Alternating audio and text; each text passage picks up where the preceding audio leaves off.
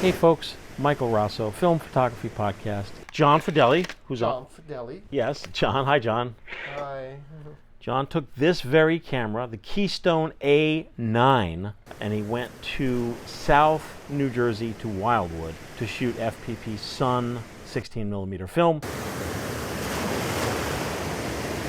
John shot 2 rolls. The very first roll, you can see the shots right now. Now, the thing to notice about this roll, and this ties into the camera, that this was the first time we were shooting with this particular camera. If you look, you can see that there is some pulsing. If you look in the darker shots, like look at this shot. Do you see like the pulsing?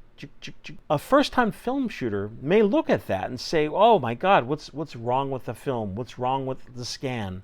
What's wrong with the developing process? I received many emails about such problems. 100% of the time, you have to acknowledge that you're shooting with, and many times, 50, 60, 70-year-old cameras that have developed problems over the years. And these cameras, especially the wind-up Keystones, they're lovely, wonderful cameras, but over the years, they develop problems. This pulsing you're seeing is a shutter issue with the camera. It's the shutter opening and closing.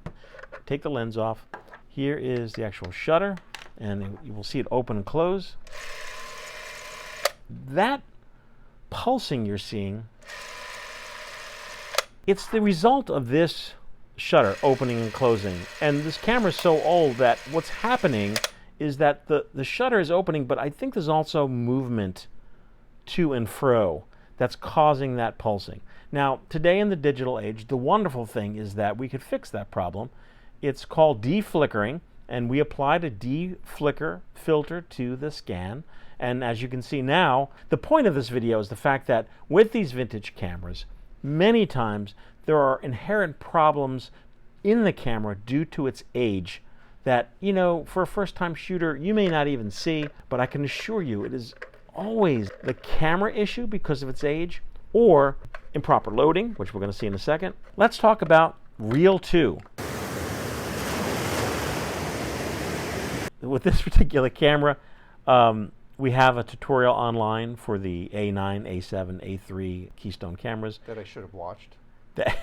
You open up these little doors and you put your film in, and you need to put the film goes here.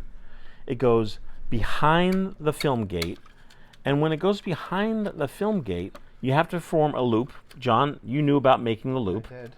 But when it goes in the film gate, here, listen. It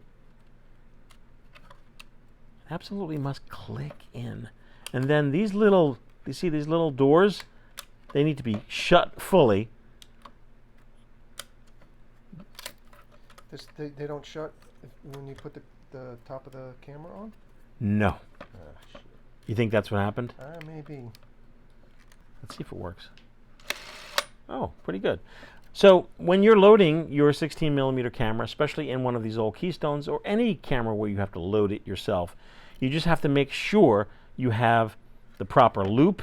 You see the loop form right here? There's a little, you see that little Diagram. Yep. diagram? There's a little proper loop. You have to make sure your film is fit behind, in this gate.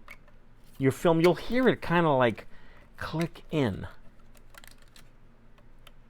There it is. I could feel that it's engaged.